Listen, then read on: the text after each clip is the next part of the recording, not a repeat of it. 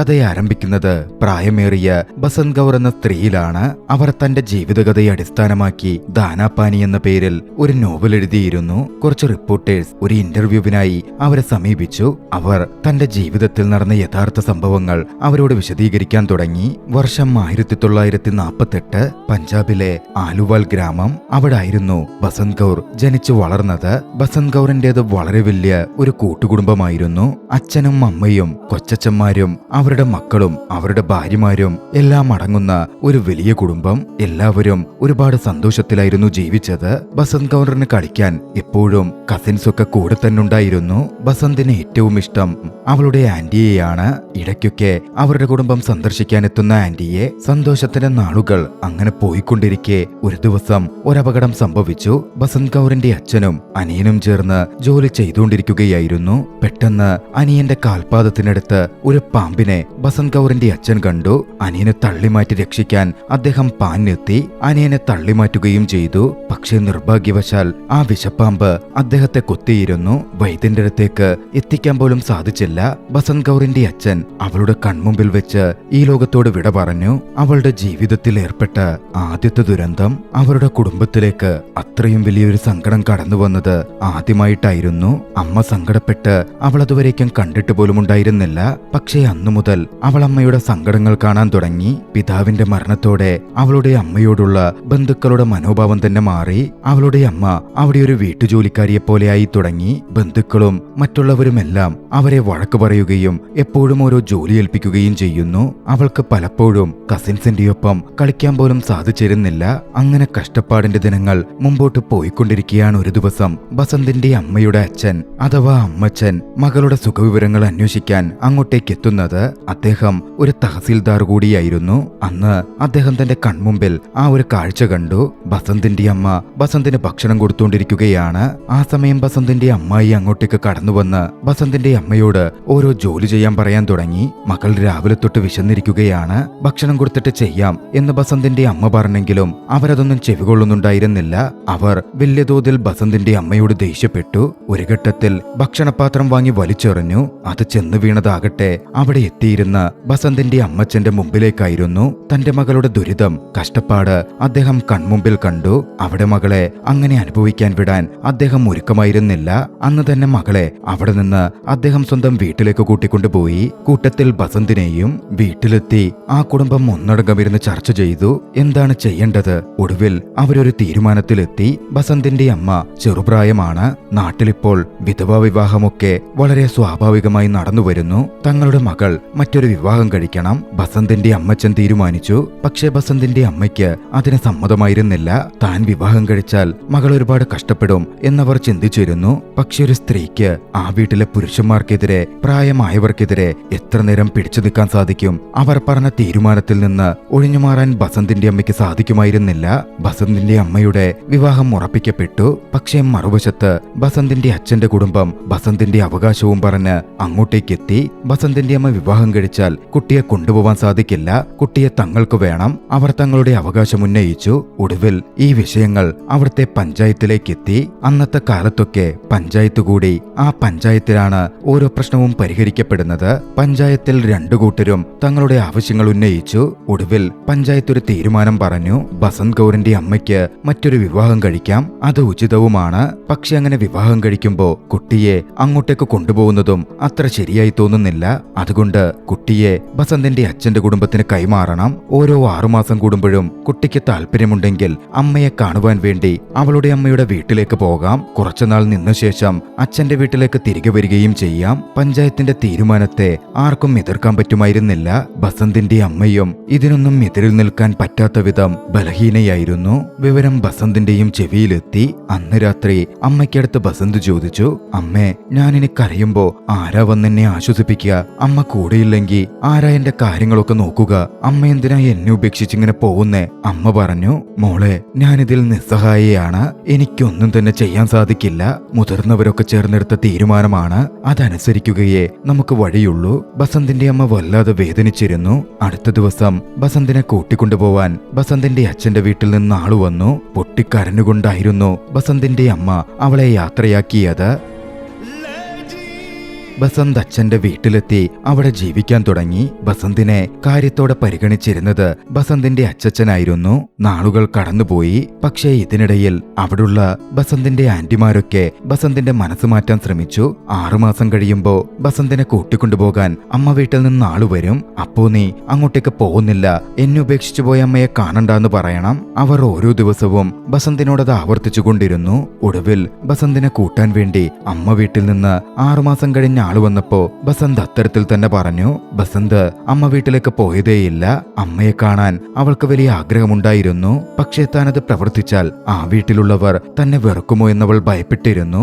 വേദനയെല്ലാം അവൾ ഉള്ളിലൊതുക്കി. ബസന്തിന്റെ അമ്മ വീട്ടുകാരും ചിന്തിച്ചു, എന്തിനാണ് വീണ്ടും പഴയ മുറിവുകളൊക്കെ ഉണർത്തുന്നത്? ബസന്തിന്റെ അമ്മ മറ്റൊരിടത്ത് ജീവിക്കുന്നു. മകളെ കാണിച്ച് അവരെ വീണ്ടും വേദനിപ്പിക്കണ്ടല്ലോ, എല്ലാം ഇങ്ങനെ തന്നെ പോകട്ടെ. പക്ഷേ ഒരു വശത്ത് മകളെ കാണാതെ വിഷമിക്കുന്ന അമ്മയെയോ അമ്മയെ കാണാതെ വിഷമിക്കുന്ന മകളെയോ അവരുടെ മനസ്സിനെയോ ആരും കണ്ടതേയില്ല. നാളുകൾ മുമ്പോട്ടേക്ക് പോയി. ആയിടയ്ക്കാണ് ബസന്തിന്റെ മുത്തച്ഛന് വയ്യായ്ക ആരംഭിക്കുന്നത്. താൻ ജീവിക്കുമ്പോൾ തന്നെ ബസന്തിന്റെ വിവാഹം നടത്തണം എന്ന് അദ്ദേഹം ഉറപ്പിച്ചു. വീട്ടിലുള്ള മറ്റുള്ളവരെ പറ്റിയുള്ള കാര്യങ്ങളൊക്കെ മുത്തച്ഛന് നല്ല ധാരണയുണ്ടായിരുന്നു. തന്റെ മരണശേഷം ബസന്തിനെ അവർ നോക്കുകയേയില്ല. ബസന്തിനെ കുട്ടിക്കാലത്തെ വിവാഹം ചെയ്തു കൊടുത്താൽ ബസന്തിന് അവളുടെ ഭർത്താവിന്റെ വീടുണ്ടാകും, വീട്ടുകാരുണ്ടാകും, അവർ ബസന്തിനെ നോക്കിക്കൊള്ളും. മുത്തച്ഛൻ ചിന്തിച്ചു. അങ്ങനെ ബസന്തിന്റെ വിവാഹം അടുത്തുള്ള ഗ്രാമത്തിലുള്ള ഒരു പയ്യനുമായി ഉറപ്പിക്കപ്പെട്ടു. ശൈശവ വിവാഹമാണ്. ബസന്തിനാണെങ്കിൽ ഇതൊന്നും മനസ്സിലാവുന്നേ ഉണ്ടായിരുന്നില്ല. എല്ലാം ഒരു കളിയുടെ ലാഘവത്തിലായിരുന്നു അവൾ എടുത്തിരുന്നത്. പക്ഷെ അവൾ ചില വിവരങ്ങൾ അറിഞ്ഞു. ബസന്തിനെ വിവാഹം ചെയ്തു കൊടുക്കുന്നത് അവളുടെ അമ്മയെ വിവാഹം ചെയ്തയച്ച് അതേ ഗ്രാമത്തിലേക്കാണ്, ഏറെക്കുറെ അതേ തെരുവിലേക്കാണ്. അവിടെ എത്തിയാൽ തന്റെ അമ്മയെ കാണാമല്ലോ എന്ന സന്തോഷം അവൾക്ക് അനുഭവപ്പെട്ടിരുന്നു. വൈകാതെ വിവാഹം നടന്നു. അങ്ങോട്ടേക്ക് പോകുവാൻ തന്റെ സാധനങ്ങളൊക്കെ എടുത്തുവെച്ച് അവൾ തയ്യാറാവുക പോലും ചെയ്തു. പക്ഷെ പിന്നീടാണ് അവൾ അത് മനസ്സിലാക്കുന്നത്. ഇത് ശൈശവ വിവാഹമാണ്. വിവാഹം കഴിഞ്ഞാൽ വധുവായ പെണ്ണിനെ, ആ പെൺകുട്ടിയെ ഭർത്തഗൃഹത്തിലേക്ക് അപ്പോൾ കൂട്ടിക്കൊണ്ടുപോവില്ല. ഇരുവരും അവരവരുടെ വീടുകളിൽ വളരും. പൂർണ്ണ വളർച്ചയെത്തി ഒന്നിച്ചു ജീവിക്കാൻ പ്രായമാവുമ്പോഴേ വരന്റെ ഗൃഹത്തിൽ നിന്ന് ചടങ്ങുകളോടെ എത്തി വധുവിനെ കൂട്ടിക്കൊണ്ടുപോവുകയുള്ളൂ. ആ നാട്ടിലേക്ക് പോയി അമ്മയെ കാണാമെന്ന് ആഗ്രഹിച്ച ബസന്തിന് വല്ലാത്ത നിരാശ തോന്നിയിരുന്നു. എന്നിരുന്നാലും അവൾ ആശ്വസിച്ചു. വർഷങ്ങൾ കഴിഞ്ഞിട്ടാണെങ്കിലും ആ നാട്ടിലേക്ക് തനിക്ക് പോകാമല്ലോ, അപ്പോൾ അമ്മയെയും കാണാം. അവൾ സന്തോഷത്തോടെ കണക്കുകൂട്ടി. നാളുകൾ വീണ്ടും മുമ്പിലേക്ക് പോയി. ഋതുക്കൾ മാറി മാറി വന്നുപോയി. വർഷങ്ങൾ കടന്നുപോയി. ബസന്ത് ഒരു യുവതിയായി മാറി. വർഷം 1962. കഥ അവിടെ നിന്നും ഇന്ത്യൻ ചൈനീസ് ബോർഡറിലേക്ക് നീങ്ങുന്നു. മെഹ്താബ് സിംഗ് എന്ന പേരുള്ള സുന്ദരനായ പട്ടാളക്കാരനായ ഒരു യുവാവിനെ നമ്മൾ പരിചയപ്പെടുന്നു. മറ്റൊരു പട്ടാളക്കാരൻ വന്ന് സാബ് വിളിക്കുന്നു എന്ന് പറഞ്ഞ് മെഹ്താബിനെ വിളിച്ചു. മെഹ്താബ് കമാൻഡറുടെ അടുത്തേക്ക് ചെന്നു. ഉടൻ കമാൻഡർ ചോദിച്ചു, താനാണോ വന്നത്? എപ്പോഴും ഇങ്ങനെ തന്നെയാണല്ലോ. ഞാൻ തന്നെയല്ല, മറ്റേ മെഹ്താബിനെയെ വിളിച്ചത്. തന്നെ വിളിച്ച അയാൾ വരും, അയാളെ വിളിച്ച താൻ വരും. ഇതാകെ പ്രശ്നമാവുമല്ലോ. മെഹ്താബ് പറഞ്ഞു, സാർ, ഞങ്ങളുടെ രണ്ടാളുടെയും പേരൊന്നാണ്. പോരാത്തതിന് അഡ്രസ്സും ഏകദേശം ഒരുപോലാണ്. ഞങ്ങളൊരു തെരുവിൽ നിന്നുള്ളവരാണ്, അതുകൊണ്ടാണ് മാറിപ്പോകുന്നത്. ഈ സമയം അവിടെ ഭീംസിംഗ് എന്നു പേരുള്ള മറ്റൊരു പട്ടാളക്കാരനും ഇരിക്കുന്നുണ്ടായിരുന്നു. ഉടൻ അവിടുത്തെ കമാൻഡർ പറഞ്ഞു, കാര്യമൊക്കെ ശരി തന്നെ, പക്ഷേ ആലോചിച്ചു നോക്കൂ, നിങ്ങൾ രണ്ടുപേരും ഒരേ പേരുകാരും ഏകദേശം ഒരേ അഡ്രസ് ഉള്ളവരുമാണ്. നിങ്ങൾ രണ്ടുപേരിൽ ഒരാൾ ഇവിടെ വെച്ച് വീരമൃത്യു വരിച്ചാൽ ആ വിവരം നിങ്ങളുടെ വീട്ടിലേക്ക് അയക്കുമ്പോ അത് ബുദ്ധിമുട്ടാവില്ലേ? അഡ്രസ് മാറി അടുത്ത മെഹ്താബിന്റെ വീട്ടിലേക്ക് ഈ വിവരം പോയാ വലിയ പ്രശ്നമാകും. ഉടൻ ആ മെഹ്താബ് പറഞ്ഞു, അതും വലിയ പ്രശ്നമാവില്ല സാർ. എന്നെ സംബന്ധിച്ച് പറയുകയാണെങ്കിൽ ഞാൻ അനാഥനാണ്. എനിക്ക് വേണ്ടി കരയാൻ പോലും മറ്റാരുമില്ല. അടുത്ത ദിവസമായിരുന്നു അത് സംഭവിച്ചത്. യുദ്ധമുഖത്ത് വെച്ച് ഒരു മെഹ്താബ് കൊല്ലപ്പെട്ടു. നേരത്തെ നമ്മൾ പരിചയപ്പെട്ട അനാഥനായ മെഹ്താബ് ഉണ്ടല്ലോ, ആ മെഹ്താബിനായിരുന്നു വീരമൃത്യു വരിച്ച് മെഹ്താബിന്റെ മരണവിവരം നാട്ടിലും വീട്ടിലും അറിയിക്കാനുള്ള ഉത്തരവാദിത്വം. ഷഹീദ് മെഹ്താബിന്റെ വസ്തുക്കളും എടുത്ത് മെഹ്താബ് സിംഗ് അദ്ദേഹത്തിന്റെ ഗ്രാമത്തിലേക്ക് പുറപ്പെട്ടു. യാത്രയ്ക്കൊടുവിൽ അദ്ദേഹം ആ ഗ്രാമത്തിലെത്തിച്ചേർന്നു. മെഹ്താബ് സിംഗിന്റെ വിവരം ആ കുടുംബത്തിലുള്ളവർ ഞെട്ടലോടെയായിരുന്നു കേട്ടത്. അവർ പൊട്ടിക്കരഞ്ഞു. പിന്നാലെ മെഹ്താബ് സിംഗ് അവിടുത്തെ ഒരു ബന്ധുവിനോട് സംസാരിച്ചു. ഇവിടെ ഈ വിവരമറിയിച്ച് മെഹ്താബ് സിംഗിന്റെ ഭാര്യയുടെ ഒപ്പ് വാങ്ങി വേണം എനിക്ക് മടങ്ങിപ്പോവാൻ. സൈനിക നടപടികൾക്ക് ആ ഒപ്പ് അവശ്യ ഘടകമാണ്. ആ ബന്ധു പറയുമ്പോഴാണ് ഞെട്ടലോടെ മെഹ്താബ് സിംഗ് ആ കാര്യം മനസ്സിലാക്കുന്നത്. ബസന്ത് കൗർ എന്ന പേരുള്ള ഷഹീദായ മെഹ്താബ് സിംഗിന്റെ ഭാര്യ അവിടല്ല താമസിക്കുന്നത്. ചടങ്ങുകളോടെ പൂർണ്ണ വിവാഹം കഴിഞ്ഞ് അവരെ വരന്റെ ഗൃഹത്തിലേക്ക് കൂട്ടിക്കൊണ്ടുവന്നിട്ടില്ല. ഇപ്പോഴും അവരുള്ളത് വധുഗൃഹത്തിലാണ്. മെഹ്താബ് സിംഗിന് ബസന്ത് കൗറിന്റെ ഒപ്പ് വാങ്ങിയേ തീരൂ. അതുകൊണ്ട് തന്നെ അവരിൽ നിന്ന് വിവരം ശേഖരിച്ച് മെഹ്താബ് സിംഗിന്റെ മരണവാർത്ത ബസന്ത് കൗറിനെയും കുടുംബത്തെയും അറിയിക്കാനും ഒപ്പ് വാങ്ങാനുമായി അലുവാൽ എന്ന ആ ഗ്രാമത്തിലേക്ക് മെഹ്താബ് സിംഗ് പുറപ്പെട്ടു. മെഹ്താബ് സിംഗ് അങ്ങനെ യാത്ര ചെയ്ത ആ ഗ്രാമത്തിലെത്തി. സുന്ദരമായ ഗ്രാമം. താഴേക്കിറങ്ങി അദ്ദേഹം നടന്നു വരുമ്പോ അവിടെ കുറച്ച് പെൺകുട്ടികൾ വെള്ളം ശേഖരിക്കുന്നുണ്ട്. അതിലൊരാൾ ബസന്ത് കൗർ ആയിരുന്നു. ബസന്ത് കൂട്ടുകാരികളോടൊപ്പം കളിച്ചു ചേർച്ച് നിൽക്കുകയാണ്. ഇതുവരെ താൻ കാണാത്ത തന്റെ ഭർത്താവ് മരണപ്പെട്ട വിവരം പോലും ബസന്ത് കൗർ അറിഞ്ഞിട്ടേയില്ല. യാത്രക്കിടയിൽ അവിടെത്തിയ മെഹ്താബ് ബസന്ത് കൗറിനോട് കുറച്ച് വെള്ളം ചോദിച്ചു. ബസന്ത് വെള്ളം കൊടുക്കാൻ തയ്യാറായി. പിന്നാലെ മെഹ്താബ് അവരോട് ചോദിച്ചു, ഇതാണോ ആലുവാൽ ഗ്രാമം? ഈ കാശ്മീറ സിംഗിന്റെ വീട്ടിലേക്ക് പോകുന്നത് എങ്ങനെയാണ്? കാശ്മീറ സിംഗ് എന്ന് പറയുന്നത് ബസന്തിന്റെ മുത്തച്ഛനാണ്. അവിടെ ഉണ്ടായിരുന്ന പെൺകുട്ടികൾ പറഞ്ഞു, കാശ്മീറ സിംഗ് മരണപ്പെട്ടു പോയി, പക്ഷെ അദ്ദേഹത്തിന്റെ കുടുംബം ഇവിടെ തന്നെയുണ്ട്. അവർ വഴി പറഞ്ഞു കൊടുത്തു. പിന്നാലെ മെഹ്താബ് സിംഗ് അവിടെ നിന്ന് മുന്നിലേക്ക് യാത്ര തുടർന്നു. ഈ സമയം ബസന്തിനും കൂട്ടുകാർക്കും ചില സംശയങ്ങൾ തോന്നുന്നുണ്ട്. ബസന്തിന്റെ ഭർത്താവ് മെഹ്താബ് സിംഗ് ഒരു പട്ടാളക്കാരനാണ് എന്ന വിവരം അവൾക്ക് അറിയാമായിരുന്നു. ഒരുപക്ഷെ തന്റെ ഭർത്താവാണോ ഈ വന്നിരിക്കുന്നത് എന്നതായിരുന്നു ബസന്തിന്റെയും ബസന്തിന്റെ കൂട്ടുകാരികളുടെയും സംശയം. അങ്ങനെ തോന്നാൻ മറ്റൊരു കാരണവുമുണ്ട്. ബസന്തിന്റെ അങ്കിളിന്റെ മകളുടെ വിവാഹം നടക്കാൻ പോവുകയാണ്. ഒരുപക്ഷെ ആ വിവാഹത്തിൽ പങ്കെടുക്കാൻ ക്ഷണിക്കപ്പെട്ടെത്തിയതാകാം അദ്ദേഹം. എന്തായാലും പോരുന്ന വഴിക്ക് മെഹ്താബ് സിംഗ് കാശ്മീറ സിംഗിന്റെ കുടുംബത്തിൽപ്പെട്ട ഒരു യുവാവിനെ പരിചയപ്പെട്ടു. അദ്ദേഹം കാശ്മീറ സിംഗിന്റെ വീട്ടിലേക്ക് വഴികാട്ടാമെന്ന് പറഞ്ഞ് മെഹ്താബ് സിംഗിനെ കൂട്ടിക്കൊണ്ടുപോവാൻ തുടങ്ങി. ബഹാദൂർ സിംഗ് എന്നായിരുന്നു അദ്ദേഹത്തിന്റെ പേര്. പോകുന്ന വഴിക്ക് ബഹാദൂർ മെഹ്താബിനോട് ചോദിച്ചു, താങ്കൾ ആരാണ്? എന്താണ് അങ്ങോട്ടേക്ക് പോകുന്നതിന്റെ ഉദ്ദേശം? മെഹ്താബ് സിംഗ് കാര്യം പറഞ്ഞു. അത് കേട്ടതും ബഹദൂർ സിംഗ് ആകെ തകർന്നു പോയിരുന്നു. ബസന്ത് ബഹദൂർ സിംഗിന്റെ കസിനാണ്. സ്വന്തം സഹോദരിയെ പോലെയാണ് ബഹദൂർ ബസന്തിനെ കണ്ടിരുന്നത്. ആദ്യം അവൾക്ക് അച്ഛനെ നഷ്ടപ്പെട്ടു, പിന്നീട് അമ്മയെ നഷ്ടപ്പെട്ടു. കഷ്ടപ്പെട്ട് ആ പെൺകുട്ടി വളർന്നു വന്നു. ഇപ്പോൾ സ്വന്തം ഭർത്താവിന്റെ മുഖമൊന്ന് കാണുന്നതിന് മുമ്പേ അവളൊരു വിധവയായി തീർന്നിരിക്കുന്നു. വേദനയോടെ ബസന്തിന്റെ അവസ്ഥകളെപ്പറ്റി ബഹദൂർ സിംഗ് പറഞ്ഞുകൊണ്ടേയിരുന്നു. ഇതെല്ലാം മെഹ്താബ് സിംഗ് കേൾക്കുന്നുണ്ടായിരുന്നു. ശേഷമാണ് ബഹദൂർ സിംഗ് മെഹ്താബ് സിംഗിനോട് അക്കാര്യം അഭ്യർത്ഥിച്ചത്. വീട്ടിൽ അങ്കിളിന്റെ മകളുടെ വിവാഹ ചടങ്ങുകൾ നടക്കുകയാണ്. 5 ദിവസം കഴിഞ്ഞാൽ വിവാഹമാണ്. ദയവ് ചെയ്ത് ഇപ്പോൾ ഈ വിവരം അവിടെ അറിയിക്കരുത്. ഇപ്പോൾ അറിയിച്ചാലും ചടങ്ങുകൾ കഴിഞ്ഞ് അറിയിച്ചാലും എല്ലാം ഒരുപോലെ തന്നെയായിരിക്കും. നിങ്ങൾ ദയ കാട്ടണം. മെഹ്താബ് സിംഗിന് അത് മനസ്സിലാവുമായിരുന്നു.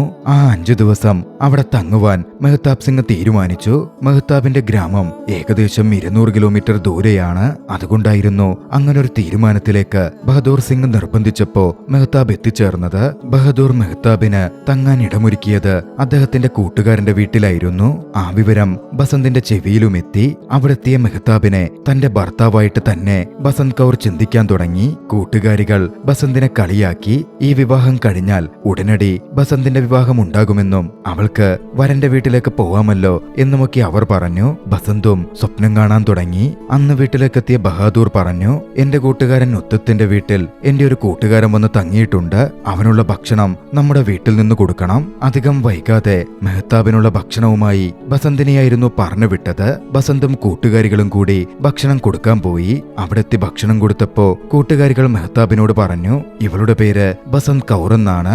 മെഹ്താബിന് അദ്ദേഹത്തിന്റെ ഭാര്യയെ മനസ്സിലായിക്കോട്ടെ എന്ന് ചിന്തിച്ചായിരുന്നു കൂട്ടുകാരികൾ അത് ചെയ്തത്. പക്ഷേ ബസന്ത് കൗറിനെ കണ്ടതും അവളാണത് എന്ന് തിരിച്ചറിഞ്ഞതും മെഹ്താബ് വല്ലാതെ വിഷമിച്ചു. മറുവശത്ത് ബസന്ത് ആകട്ടെ മെഹ്താബിനെ തന്റെ ഭർത്താവായി തന്നെ കണ്ടിരുന്നു. അദ്ദേഹത്തെ പറ്റി അവൾ ഓർക്കാൻ തുടങ്ങി. രാത്രികളിൽ വിവാഹ ജീവിതം ആ പെൺകുട്ടി സ്വപ്നം കണ്ടു. അടുത്ത ദിവസം അവളുടെ സന്തോഷം ഇരട്ടിച്ചിരുന്നു. അവൾക്കേറെ പ്രിയപ്പെട്ട ആന്റി വിവാഹവുമായി ബന്ധപ്പെട്ട് വീട്ടിലേക്ക് എത്തിയിരുന്നു. ആന്റിയെ അവൾ കെട്ടിപ്പിടിച്ച് വരവേറ്റു. അടുത്ത ദിവസവും മെഹ്താബിന് ഭക്ഷണം കൊടുക്കാൻ വേണ്ടി ബസന്ത് പോയി. പക്ഷെ അന്ന് ഭക്ഷണം കൊടുത്ത് മടങ്ങുമ്പോ അവൾ നാണത്തോടെ പറഞ്ഞു, ഇതുപോലെ ഈ ജീവിതം മുഴുവനും ഞാൻ നിങ്ങൾക്ക് ഭക്ഷണമുണ്ടാക്കി തരും. അവളുടെ വാക്കുകൾ, അവളുടെ പെരുമാറ്റം എല്ലാം മെഹ്താബിന് ഇഷ്ടപ്പെട്ടിരുന്നു. പക്ഷേ ഏറെ വേദനിപ്പിക്കുന്ന ആ സത്യം എങ്ങനെ ആ പെൺകുട്ടിയോട് പറയും? മെഹ്താബിന്റെ ഉള്ളിൽ തീ നിറഞ്ഞു. അധികം വൈകാതെ അങ്കിളിന്റെ കുട്ടിയുടെ വിവാഹവും കഴിഞ്ഞു. അന്ന് ആന്റിയെ കണ്ട് ബസന്ത് ആന്റിയോട് സംസാരിച്ചു. മെഹ്താബ് ഈ ഗ്രാമത്തിൽ വന്നിട്ടുണ്ട്, പക്ഷേ ആരും എന്റെ കാര്യങ്ങളൊന്നും അദ്ദേഹത്തോട് സംസാരിക്കുന്നില്ലല്ലോ. മെഹ്താബ് അവിടെ വന്ന വിവരം അവളുടെ പറയപ്പെട്ട ആന്റിക്ക് പോലും അറിവുണ്ടായിരുന്നില്ല. ആന്റി പറഞ്ഞു, ഞാൻ നമ്മുടെ വീട്ടുകാരുമായി ഒന്ന് സംസാരിച്ചു നോക്കട്ടെ. ആന്റി ബഹദൂറിന്റെ അടുത്തെത്തി. ബഹദൂറിനോട് കാര്യം ചോദിച്ചു. ഏറെ വേദനയോടെ ബഹദൂർ സത്യങ്ങൾ ആന്റിയോട് വെളിപ്പെടുത്തി. അത് കേട്ട് ആന്റിയുമാകെ തകർന്നുപോയിരുന്നു. തന്റെ ഭർത്താവാണതെന്ന് ചിന്തിച്ച് ബസന്ത് കൗർ വളരെ സന്തോഷത്തിലാണ്. ഇപ്പോൾ എങ്ങനെയാണ് അതെല്ലാം തിരുത്തി പറയുന്നത്? ഒടുവിൽ ആന്റി ഒരു തീരുമാനത്തിലെത്തി. ആന്റിയും ബഹദൂറും ചേർന്ന് മെഹ്താബ് സിംഗിന്റെ അടുത്ത് ചെന്നു. അദ്ദേഹവുമായി സംസാരിച്ചു. അവളുടേത് ശൈശവ വിവാഹമായിരുന്നു. എന്റെ അച്ഛൻ ജീവിച്ചിരുന്നപ്പോൾ നടത്തിയതാണ്. അവൾ ഒരിക്കൽ പോലും അവളുടെ ഭർത്താവിനെ കണ്ടിട്ടില്ല, ആ വീട്ടിലേക്ക് പോയിട്ട് പോലുമില്ല. അങ്ങനെയുള്ള അവളോട് അവൾ വിധവയായ കാര്യം എങ്ങനെയാണ് പറയുക? നിങ്ങളാണ് അവളുടെ ഭർത്താവ് എന്നാണ് അവൾ ചിന്തിക്കുന്നത്. ഇവിടെയുള്ള ഞങ്ങൾക്കാർക്കും തന്നെ ആ വീട്ടുകാരുമായി പോലും പരിചയം ഒരുപാടില്ല. ആകെ അറിയുന്നത് ആ ഗ്രാമത്തിലെ മെഹ്താബ് സിംഗ് എന്ന ഒരു പട്ടാളക്കാരനുമായി ഞങ്ങളുടെ കുട്ടിയുടെ വിവാഹം കഴിഞ്ഞു എന്ന് മാത്രമാണ്.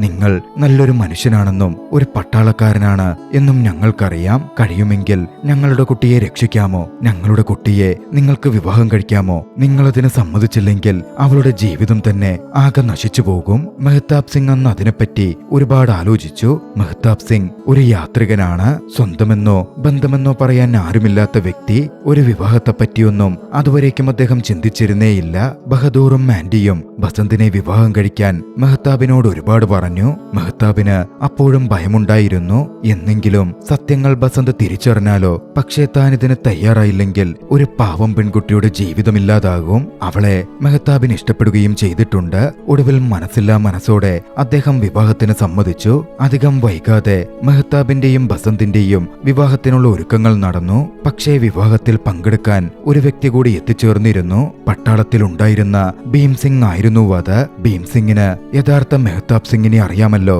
അവിടെ നടക്കുന്ന കാര്യങ്ങളിൽ അയാൾക്ക് സംശയം തോന്നി. ഒരു ആൾമാറാട്ട വിവാഹമല്ലേ ആ നടക്കുന്നത് എന്നയാൾ തിരിച്ചറിഞ്ഞു. മെഹ്താബ് സിംഗിന്റെ അടുത്ത് തന്നെ ചെന്ന് അദ്ദേഹം അതിനെപ്പറ്റി സംസാരിച്ചു. മെഹ്താബ് ഭീം സിംഗിനോട് കാര്യങ്ങൾ വിശദമാക്കി. പക്ഷേ ഭീം സിംഗ് പറഞ്ഞു, ഒരു വിധവയെ വിവാഹം കഴിക്കുന്നത് വളരെ നല്ല കാര്യം തന്നെയാണ്. പക്ഷേ സത്യങ്ങൾ മറച്ചുവെച്ച് നീ ഈ ചെയ്യുന്ന പ്രവൃത്തി വളരെ വലിയ കുറ്റകൃത്യമാണ്. ഇത് നടക്കാൻ ഞാൻ സമ്മതിക്കില്ല.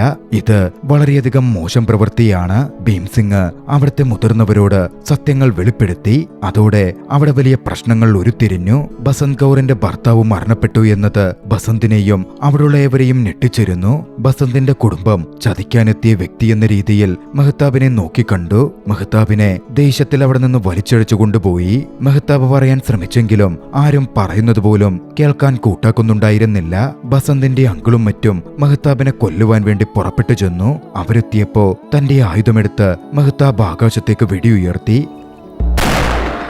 പിന്നാലെ അവരോട് സംസാരിക്കാൻ തുടങ്ങി. ഞാൻ പറയുന്നത് കേൾക്കാൻ മെഹ്താബ് റിക്വസ്റ്റ് ചെയ്തു. അത്തവണ അയാൾ പറയുന്നത് കേൾക്കുവാൻ അവർ തയ്യാറായി. മെഹ്താബ് കാര്യങ്ങൾ വിശദീകരിച്ചു പറഞ്ഞു. ബഹദൂറും എത്തിച്ചേർന്നിരുന്നു. ബഹാദൂർ സിംഗ് അവിടെയുള്ളവരോട് കാര്യം പറഞ്ഞ് മനസ്സിലാക്കി. 19 വയസ്സേയുള്ളൂ അവൾക്ക്. എന്റെ പെങ്ങൾക്ക്. അവള് വിധവയായി അവളെ ഈ ദുഃഖവിവരമൊക്കെ അറിയിച്ച് അങ്ങനെ തന്നെ ഞാൻ ജീവിക്കാൻ വിടണമായിരുന്നു. കുട്ടിക്കാലത്തെ അവൾക്ക് അച്ഛൻ നഷ്ടപ്പെട്ടു. അവളുടെ അമ്മയെ നിങ്ങളൊക്കെ ചേർന്ന് വിധി പറഞ്ഞ് കുട്ടിക്കാലത്തിലേ അകറ്റി. അനാഥയായിട്ട് അവള് വളർന്നു വന്നത്. അവൾക്ക് ആകെ പ്രതീക്ഷയുണ്ടായിരുന്നത് ഈ വിവാഹ ജീവിതവുമായിരുന്നു. അതുപോലും നേടാൻ സാധിക്കാതെ അവൾ വിധവയായി തീർന്നു. അവളെ അത് അറിയിക്കാൻ, അവളെ ആ കഷ്ടതയിലേക്ക് നടത്താൻ എനിക്ക് മനസ്സ് വന്നില്ല.